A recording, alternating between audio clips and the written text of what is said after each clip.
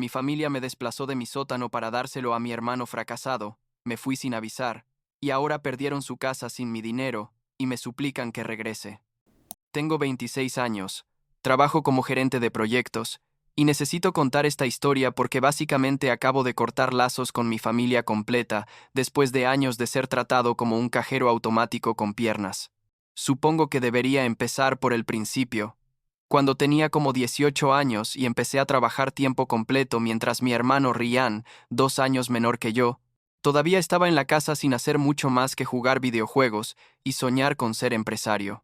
No sé exactamente cuándo me convertí en el hijo responsable y él en el consentido, pero para cuando llegamos a nuestros 20, los roles ya estaban súper definidos. Ya sabes, yo era el que pagaba las cuentas, y él era el que recibía todo el apoyo emocional y financiero de mis padres, sin importar qué tan mal le fuera en la vida. La cosa es que durante años, tipo desde que salí de la universidad, he estado ayudando económicamente en casa. Pagaba renta por vivir en el sótano de mis padres, claro, pero también cubría parte de los gastos de la casa, compraba mercado, ayudaba con reparaciones, básicamente lo que necesitaran. Y no me malinterpreten, al principio no me molestaba tanto porque pensaba que así son las familias, te apoyas mutuamente y todo eso. Pero mientras yo trabajaba mis 40 horas a la semana, y a veces más, Ryan estaba probando un negocio tras otro. Y cuando digo probando, quiero decir fracasando espectacularmente. Pero mis padres siempre lo defendían diciendo que era emprendedor y que solo necesitaba encontrar su camino. Mirando hacia atrás, debía haberlo visto venir. Todas las señales estaban ahí de que eventualmente esto iba a explotar en mi cara. Ryan se casó con Jessica cuando él tenía 22, ella también 24 ahora, y tuvieron 2 hijos, Lucas y Emma. Súper rápido. Y miren, no tengo nada en contra de los niños, pero Ryan apenas podía mantenerse a sí mismo y decidió formar una familia de 4. Mis padres estaban felices, mi mamá especialmente. No paraba de hablar de lo maduro y responsable que era Ryan por sentar cabeza tan joven, y yo pensaba, ¿en serio? ¿El tipo que acaba de cerrar su tercer negocio fallido es el ejemplo de madurez? Pero bueno, yo seguía en mi sótano, trabajando, pagando mis cosas, sin causar problemas, tipo el hijo invisible que solo aparece cuando hay que arreglar algo o pagar algo. Hace como un año, Ryan abrió una tienda de reparación de electrónicos. Honest. Yo pensé que tal vez esta vez le iría bien, porque al menos tenía algo de conocimiento técnico, había tomado algunos cursos y todo. Mis padres estaban súper emocionados. Mi papá le prestó dinero para el local, mi mamá le ayudaba cuidando a los niños para que él pudiera enfocarse en el negocio. Jessica, su esposa, estaba constantemente posteando en redes sociales sobre lo orgullosa que estaba de su esposo emprendedor, con fotos del local y todo. Yo los apoyé también. Les ayudé a mover equipo, les presté dinero para algunos. Inventarios iniciales, como $2,000, que hasta la fecha no he visto de vuelta, pero ese no es el punto principal de esta historia. Total que el negocio empezó bien los primeros meses, o al menos eso decían, pero resulta que Ryan no era tan bueno con la parte administrativa. No llevaba bien las cuentas, hacía reparaciones pero no cobraba lo suficiente para cubrir costos, y básicamente en menos de un año el negocio estaba en números rojos. Para cuando cumplió su primer aniversario, ya debía renta del local, proveedores le estaban cobrando y la cosa pintaba mal. Mis padres, en lugar de dejarlo enfrentar las consecuencias, empezaron a meterle más dinero al asunto, pero era como echarle agua a un balde con agujeros, simplemente no funcionaba. Y entonces, pasó lo inevitable. Hace como 6 meses, Ryan tuvo que cerrar la tienda. No declaró bancarrota formal ni nada, solo cerró las puertas y dejó un montón de deudas atrás. Jessica estaba devastada, mis padres estaban preocupadísimos, y yo honestamente me sentía mal por ellos porque perder un negocio no es fácil, lo entiendo. Pero lo que pasó después es donde todo se fue al carajo. Ryan y Jessica habían estado rentando un departamento pequeño, y con el negocio cerrado ya no podían pagar la renta. Tenían algunos ahorros, pero se les estaban acabando rápido, y mis padres decidieron que la solución obvia era que se mudaran de vuelta a casa con ellos. Aquí viene la parte donde mi vida se convierte en una pesadilla. Un domingo en la tarde, mi mamá me llama al sótano y me dice que necesita hablar conmigo. Subo y están ahí mis 2 padres en la sala, con esas caras serias que pones cuando vas a dar malas noticias. Mi mamá empieza con el discurso de que Ryan está pasando por un momento difícil, que tiene 2 niños pequeños, que necesitan ayuda familiar, todo lo cual yo ya sabía y no me sorprendía. Pero entonces me suelta la bomba. Ryan y su familia se van a mudar al sótano, mi sótano, el que yo había estado rentando y pagando religiosamente por casi 5 años, y yo me tengo que mudar al cuartito de manualidades que tienen arriba. Me quedé ahí sentado tratando de procesar lo que acababa de escuchar. El cuarto de manualidades, literal, era un espacio de tipo 3 metros por 3 metros, donde mi mamá guardaba sus cosas de costura y pintura. No tenía closet propio. La ventana daba directamente al patio del vecino, a como medio metro de distancia. Y definitivamente no era un espacio para vivir. Les dije que eso no tenía sentido, que yo estaba pagando renta, que tenía mi espacio establecido, que trabajaba desde casa varios días a la semana y necesitaba un lugar decente. Mi papá me interrumpió y dijo que Ryan necesitaba el sótano porque tiene una familia que mantener, que yo soy solo una persona y puedo adaptarme a un espacio más pequeño, y que además solo sería temporal hasta que Ryan se recuperara económicamente. Les pregunté cuánto tiempo era. Temporal. Y mi mamá dijo que no lo sabían exactamente, tal vez unos meses. Les dije que eso no era justo, que yo había sido un inquilino responsable, que siempre pagaba a tiempo, que ayudaba en la casa, y me estaban desplazando como si no importara. Mi mamá empezó con la manipulación emocional clásica, diciendo que no podía creer que yo fuera tan egoísta, que Ryan era mi hermano, y tenía niños pequeños, que cómo podía ser tan insensible ante su situación. Mi papá agregó que ellos eran dueños de la casa y podían hacer lo que quisieran, y que si no me gustaba podía buscar otro lugar. Pero cuando le dije, ok, entonces me voy a buscar un departamento, mi mamá entró en pánico y dijo que no, que eso sería abandonar a la familia en un momento difícil, que necesitaban que me quedara y ayudara. ¿Me explico? Era una situación donde perdía de todas formas. Si me quedaba, perdía mi espacio y mi comodidad. Si me iba, era el malo de la película que abandonaba a su familia. Decidí quedarme porque honestamente pensé que tal vez sí sería temporal, que en un par de meses Ryan conseguiría trabajo y se mudarían. Fue la peor decisión que he tomado en mi vida, o al menos de las peores. La mudanza pasó un viernes. Ryan llegó con una camioneta rentada llena de sus cosas, y yo tuve que sacar todas mis pertenencias del sótano en básicamente un día. Moví mi cama, mi escritorio, mi ropa, todo al cuartito de arriba, y créanme cuando les digo que apenas cabía nada. Tuve que poner cajas apiladas porque no había espacio de almacenamiento, mi escritorio quedó literal pegado a la cama, y mi ropa la tuve que dejar en maletas porque no había closet.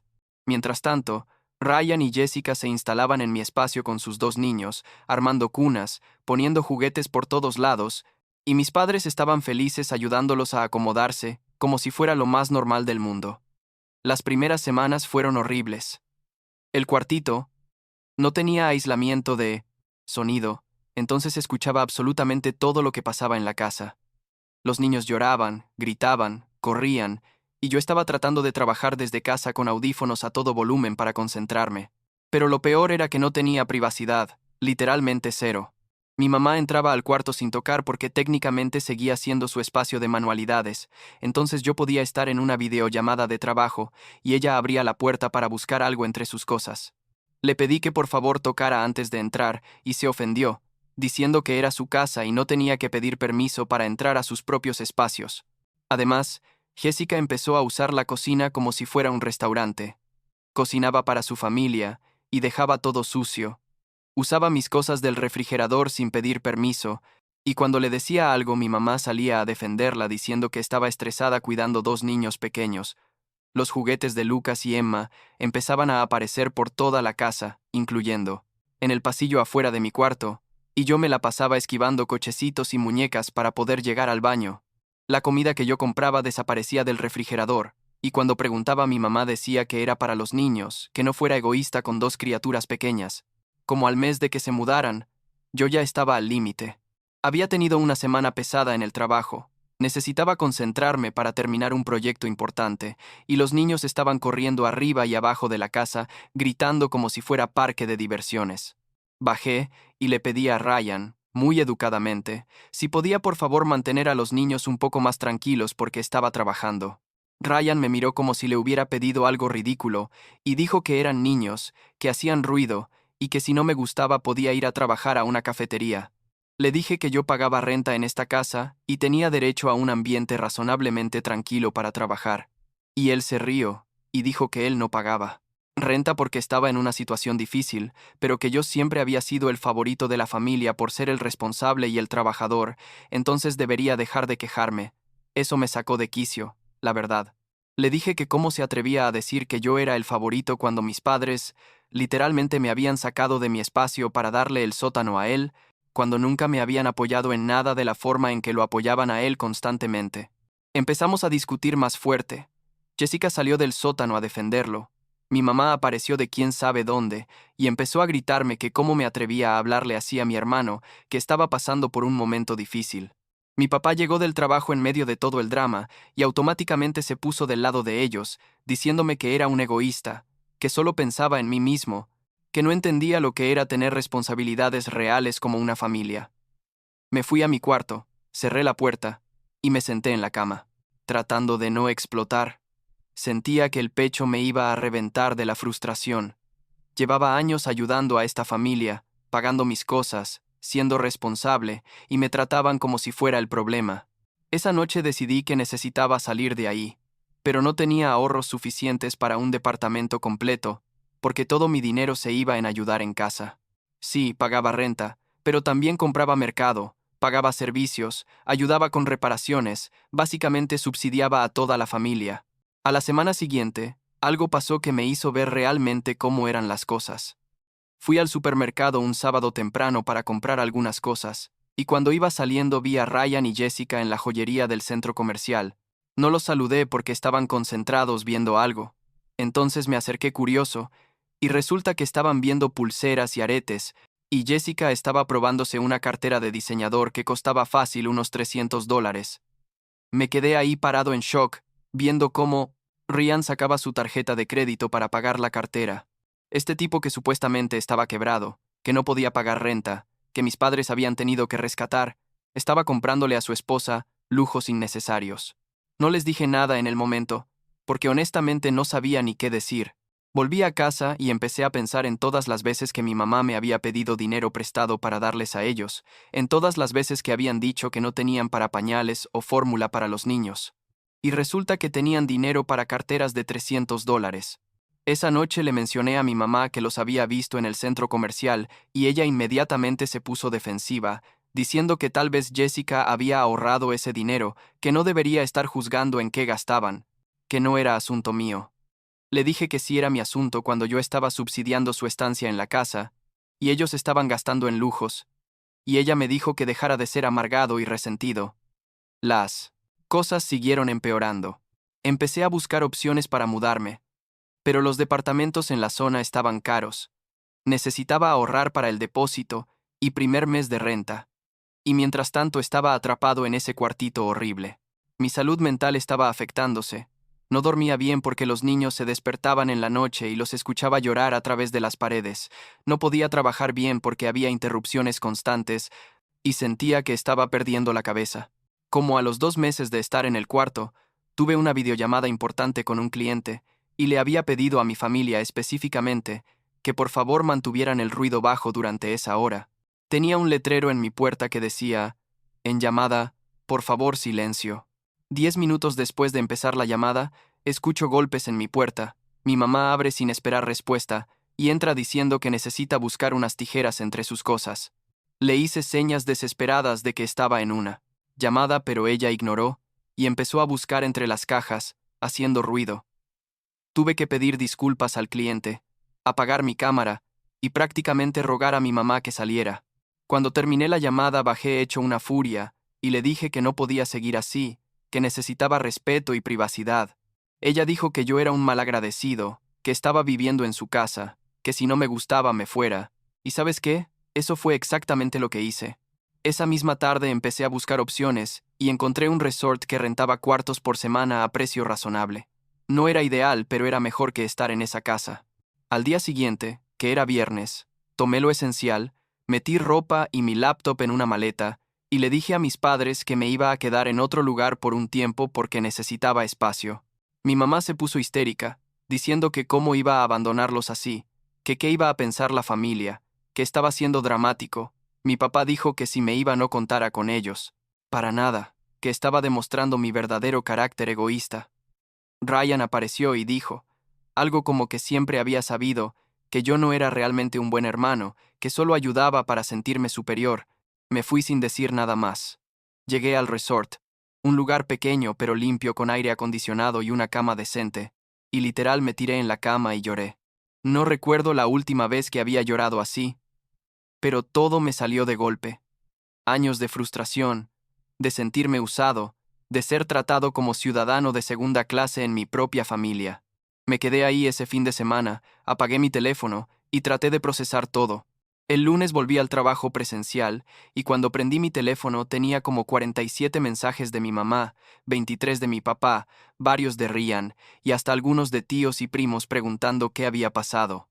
La mayoría eran mensajes culpándome, diciéndome que estaba destruyendo a la familia, que mis padres estaban devastados, que Ryan y Jessica estaban preocupados por mí. Sí, claro.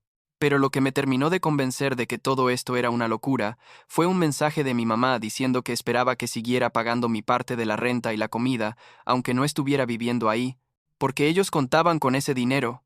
¿En serio? Querían que pagara renta por un cuarto en el que no estaba viviendo, en el que ni siquiera tenía mis cosas completas, y que además siguiera comprando mercado para una familia que ni siquiera me respetaba. Les mandé un mensaje simple.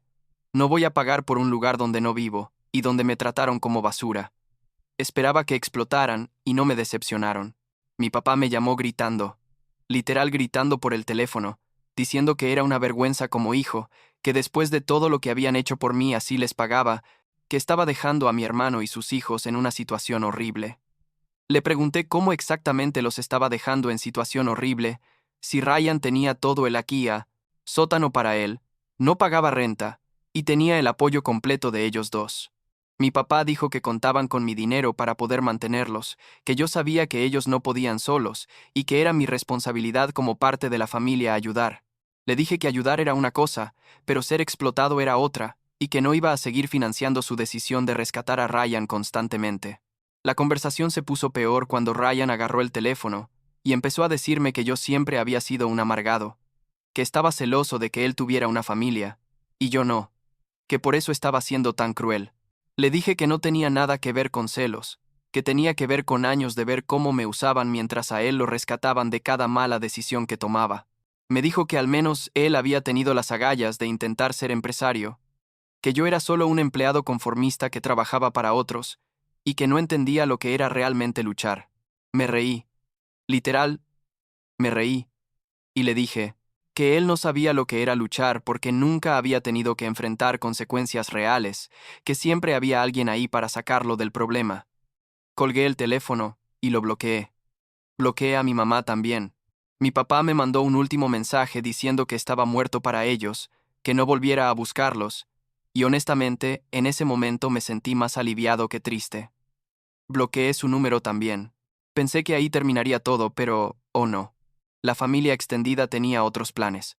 Como a los 3 días, recibí una llamada de mi tía Marta, hermana de mi mamá, diciendo que necesitaban hacer una reunión familiar para resolver esto. Le dije que no había nada que resolver, que yo había tomado mi decisión. Ella insistió. Dijo que era importante, que la familia se estaba cayendo a pedazos por mi culpa. Accedí a ir solo para dejar las cosas claras de una vez por todas. La reunión fue en casa de mis padres un sábado. Llegué y estaban ahí como 15 personas, tíos, tías, primos, mis padres, Ryan y Jessica, todos sentados en la sala mirándome como si fuera el acusado en un juicio. Mi tía Marta empezó diciendo que esta reunión era para ayudarme a entender el daño que estaba causando, que la familia era lo más importante, que no podía simplemente abandonar mis responsabilidades. Otros familiares empezaron a agregar sus opiniones. Uno decía que yo siempre había sido el raro de la familia, otro que era obvio que tenía problemas de empatía. Mi prima dijo que le daba vergüenza cómo estaba tratando a Ryan y sus hijos. Me quedé ahí sentado escuchando durante como 20 minutos sin decir nada. Nadie preguntó mi versión. Nadie preguntó cómo me sentía yo. Nadie mencionó los años que había estado ayudando económicamente. Era simplemente un ataque coordinado para hacerme sentir culpable y que volviera a mi rol de proveedor silencioso.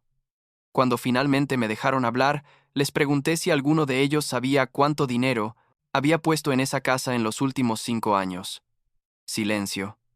Les pregunté si alguno sabía que me habían desplazado a un cuarto de 3x3, mientras Ryan tenía todo el sótano sin pagar nada. Algunos murmullos incómodos.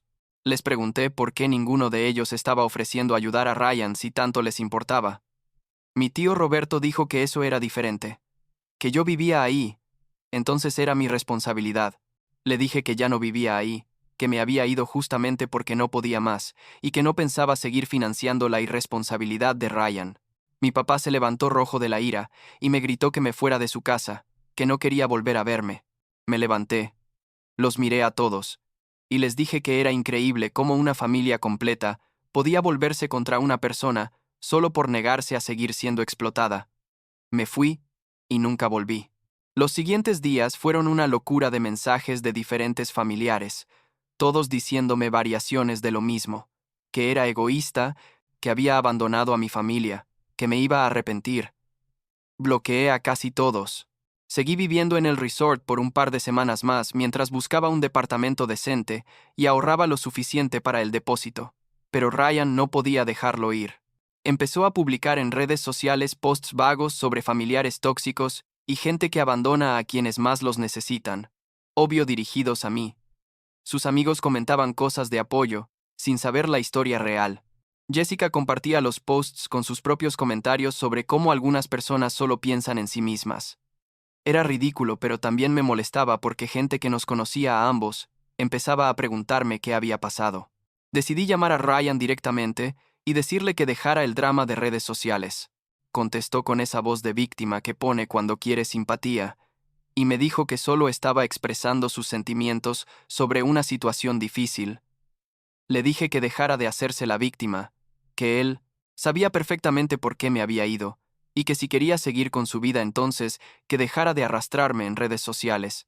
Me dijo que yo había abandonado a mi familia, que sus hijos preguntaban por mí, lo cual dudaba mucho porque esos niños apenas me conocían, y que algún día me iba a arrepentir de esto. Le dije que lo único de lo que me arrepentía era no haberme ido años antes, y colgué. Como a la semana de eso, Ryan apareció en mi trabajo. Mi trabajo. Llegó a la recepción pidiendo verme, diciendo que era urgente. Por suerte, mi jefe me llamó primero para preguntar si quería que lo dejaran subir, y le dije que no, que por favor le dijeran que no estaba disponible.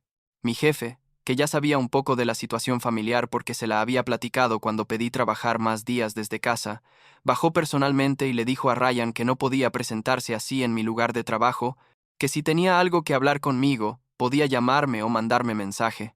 Ryan esperó en el estacionamiento hasta que salí del trabajo. Me acerqué porque era obvio que no se iba a ir hasta que habláramos.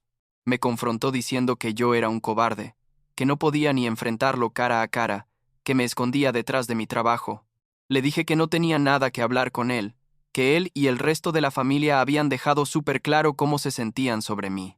Me dijo que mamá estaba devastada, que papá tenía problemas de presión por el estrés, que yo estaba destruyendo a la familia. Le pregunté dónde estaba esa preocupación cuando me sacaron de mi espacio, para acomodarlos a ellos, cuando usaban mis cosas sin permiso, cuando me trataban como empleado doméstico. No tuvo respuesta para eso. Entonces siguió con los ataques personales, diciendo que yo nunca había entendido lo que era tener responsabilidades reales, que era fácil para mí juzgar desde mi vida solitaria, sin familia propia. Eso me dolió porque, la verdad, parte de la razón por la que no había formado mi propia familia era porque todo mi tiempo y dinero se iba en mantenerla de ellos, pero no le iba a dar el gusto de verme afectado. Le dije que había tomado mi decisión, que no iba a cambiar de opinión, y que por favor dejara de buscarme. Intentó bloquearme el paso cuando me dirigía a mi carro, pero me moví alrededor de él y me fui. Esa noche cambié mi número de teléfono. Solo di el nuevo a amigos cercanos y mi trabajo. Pero mi mamá, Dios mío, mi mamá decidió escalar las cosas a un nivel completamente nuevo. Como 2 días después de eso, mi jefe me llamó a su oficina con cara de confundido y me dijo que había recibido una llamada de una mujer diciendo ser mi madre, preguntando por mí, diciendo que yo necesitaba tiempo off del trabajo, porque estaba teniendo una crisis mental. Mi jefe obviamente no le dio ninguna información, pero me preguntó si todo estaba bien, si necesitaba hablar sobre algo. Tuve que explicarle, súper avergonzado, que mi familia estaba tratando de sabotear mi vida porque me negué a seguir siendo su fuente de dinero ilimitada y que por favor ignorara cualquier llamada de ellos en el futuro. Mi jefe fue increíblemente comprensivo. Dijo que había visto situaciones similares antes, que no me preocupara, y que si necesitaba algo no dudara en pedirlo. Pero estaba furioso. Llamé a mi mamá desde el teléfono de la oficina, porque ella no tenía mi nuevo número, y le dije que cómo se atrevía a llamar a mi trabajo tratando de hacerme quedar como loco. Ella empezó a llorar, diciendo que estaba preocupada por mí, que claramente no estaba pensando con claridad, que necesitaba ayuda profesional. Le dije que la única que necesitaba ayuda era ella por no poder aceptar que su hijo había establecido límites, y que si volvía a contactar a mi trabajo o a cualquiera en mi vida profesional, iba a considerar acciones legales. Colgué y bloqueé el número de la oficina para llamadas de números no guardados. Finalmente conseguí un departamento decente, un lugar de una recámara en un complejo tranquilo como a 40 minutos de donde vivían mis padres. Me mudé con la ayuda de 2 amigos del trabajo. Compramos pizza y cerveza después, y por primera vez en meses me sentí en paz. No tenía casi muebles. Dormí en un colchón inflable las primeras semanas, pero era mi espacio. Nadie iba a entrar sin permiso. Nadie iba a usar mis cosas. Nadie iba a despertarme con gritos de niños a las 6 de la mañana. Mandé un último mensaje a mis padres desde mi nuevo número diciendo algo así como: esta es la última vez que me van a escuchar de mí. He decidido tomar distancia permanente de esta familia. No me busquen, no me contacten, respeten mi decisión. Espero que encuentren la forma de resolver sus problemas sin usarme como banco. Cuídense. Y los bloqueé inmediatamente. Por supuesto, no respetaron eso. Empezaron a aparecer mensajes de familiares que nunca habían mostrado interés en mi vida, todos con el mismo mensaje de que era cruel, que estaba siendo egoísta, que la familia era para siempre, que mamá estaba destrozada. Los bloqueaba uno por uno. Mi primo Daniel, que siempre había sido medio decente conmigo, me mandó un mensaje más neutral preguntando si de verdad quería cortar todos los lazos, diciendo que entendía que estaba enojado pero que tal vez era muy drástico. Le respondí explicándole un poco más de la situación, los años de explotación, el desplazamiento, la falta de respeto. Él dijo que no sabía que había sido tan grave, que mis padres habían pintado la historia completamente diferente a la familia, haciendo parecer que yo simplemente me había enojado porque no quería ayudar a Ryan. Le agradecí por escucharme, pero le dije que mi decisión estaba tomada. Como 3 semanas después de mudarme, Ryan intentó una última jugada desesperada. No sé cómo consiguió el número de mi jefe directo, pero lo llamó haciéndose pasar por un reclutador preguntando sobre mi desempeño laboral y confiabilidad, tratando de conseguir información o quién sabe qué. Por suerte mi jefe es muy listo, y algo en la llamada no le cuadró. Entonces investigó el número y descubrió que era de la ciudad donde vivía mi familia. Me llamó para preguntarme sobre eso, y le conté todo, absolutamente todo, la historia completa. Mi jefe se quedó impactado. Dijo que nunca había visto una familia tan tóxica, y me aseguró que iban a bloquear cualquier comunicación de esa zona que no fuera de clientes verificados. Pensé que eventualmente se iban a cansar de intentar contactarme, pero siguieron insistiendo por meses. Mensajes en redes sociales de cuentas que no conocía, amigos mutuos preguntándome si estaba bien porque la familia estaba preocupada, hasta un par de veces viendo un carro que se parecía al de mi papá cerca de mi departamento, aunque no estoy 100% seguro de que fuera él. Me estaba volviendo paranoico. Checaba sobre mí. Hombro constantemente. Había desarrollado ansiedad terrible. Decidí buscar terapia y fue lo mejor que pude haber hecho. Mi terapeuta me ayudó a entender que lo que había experimentado era abuso emocional y financiero, que establecer límites no me hacía egoísta, que era completamente válido cortar contacto con gente tóxica aunque fueran familia. Empecé a sanar de verdad, a entender que nada de lo que había pasado era mi culpa, que yo no era responsable de las malas decisiones de Ryan ni de la incapacidad de mis padres para dejar de rescatarlo. Pasaron como 6 meses sin contacto real con ellos. Había dejado de revisar las redes sociales obsesivamente, había bloqueado cualquier forma de comunicación, estaba enfocándome en mi trabajo y mi salud mental. Mi vida era tranquila, aburrida incluso, pero en el buen sentido. Salía con amigos, había empezado a salir con alguien casualmente. Estaba ahorrando dinero de verdad por primera vez en años porque no tenía que sostener a toda una familia. Entonces mi primo Daniel me llamó. Era raro porque no habíamos hablado en meses, pero contesté. Me dijo que quería darme un heads up sobre algo que había pasado. Resulta que Ryan y mis padres habían sido desalojados de la casa. Aparentemente, sin mi contribución financiera, no pudieron mantener la casa y los gastos que venían con tener a Ryan, Jessica y los niños viviendo ahí. Se atrasaron en pagos de la hipoteca. Mis padres sacaron préstamos para cubrir gastos, y eventualmente todo se vino abajo. Tuvieron que vender la casa por menos de lo que valía para cubrir las deudas, y ahora mis padres estaban viviendo en un departamento pequeño de 2 recámaras, y Ryan se había mudado de vuelta con los papás de Jessica porque ella lo había dejado. Sí, Jessica lo dejó. Aparentemente después de que perdieron la casa, Ryan intentó otro negocio con dinero que no tenían, falló de nuevo, y Jessica decidió que ya era suficiente. Se llevó a los niños y se fue con sus papás, empezó procesos de divorcio y todo. Ryan estaba viviendo con ellos, también temporalmente, pero la relación con sus suegros era tensa, porque culpaban a Ryan por arruinar la vida de su hija. Cuando Daniel me contó todo esto, sentí, por nada, tal vez un poquito de satisfacción por la ironía de todo, pero principalmente nada. No sentí lástima, no sentí ganas de ayudar, no sentí la necesidad de contactarlos. Daniel me dijo que mis padres querían hablar conmigo, que querían disculparse y arreglar las cosas. Le dije que no tenía interés, que habían tenido meses para reflexionar sobre sus acciones antes de que las consecuencias los alcanzaran, y que ahora que las cosas estaban mal para ellos, no iba a volver corriendo a rescatarlos. Han pasado varios meses desde entonces. Estoy en un lugar mucho mejor mental y emocionalmente. Me mudé a un departamento más grande, de 2 recámaras, porque conseguí un ascenso en el trabajo. Tengo una vida social decente. Sigo en terapia, he empezado a ir al gym y siento que finalmente estoy viviendo para mí y no para otros. A veces me pregunto si hice lo correcto, si fui demasiado duro, pero luego recuerdo el cuartito de 3x3. Recuerdo cómo me sentía atrapado y usado, y sé que tomé la decisión correcta para mí. Mi familia probablemente cuenta una versión diferente de esta historia, donde yo soy el villano que los abandonó en su momento más difícil. Y está bien. Pueden creer lo que quieran. Yo sé mi verdad, sé lo que viví, y sé que establecer esos límites probablemente me salvó de terminar completamente destruido emocional y financieramente.